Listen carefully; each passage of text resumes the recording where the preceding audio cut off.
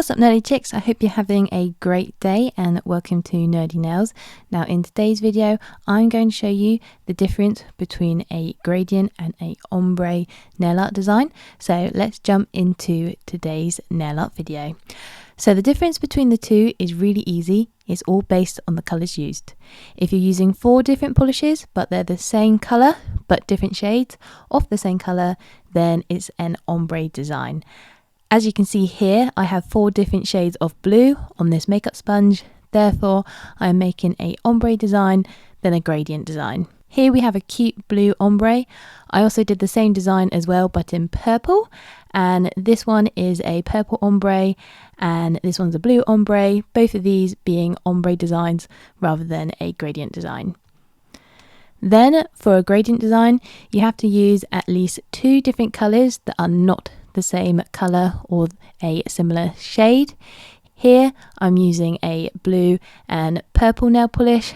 Both are different colours, therefore this one is a gradient, then a ombre. As you can see, I'm using makeup sponges to create these designs. If you want to learn how to use a makeup sponge to create a gradient or a ombre nail art design, then check out the tutorial here. But overall, it's pretty easy to tell the difference between a gradient and a ombre nail art design. It's all based on the type of colours used.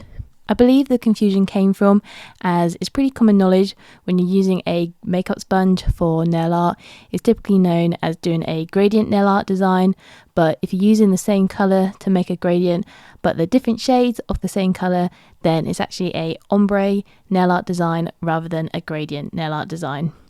Hopefully you learned something new from today's video and you can tell the difference between a ombre and gradient design. Now, if you want to confuse everyone on the difference, what you can do is create a ombre gradient design where you have a ombre going down the nail and a gradient going across the nail simultaneously.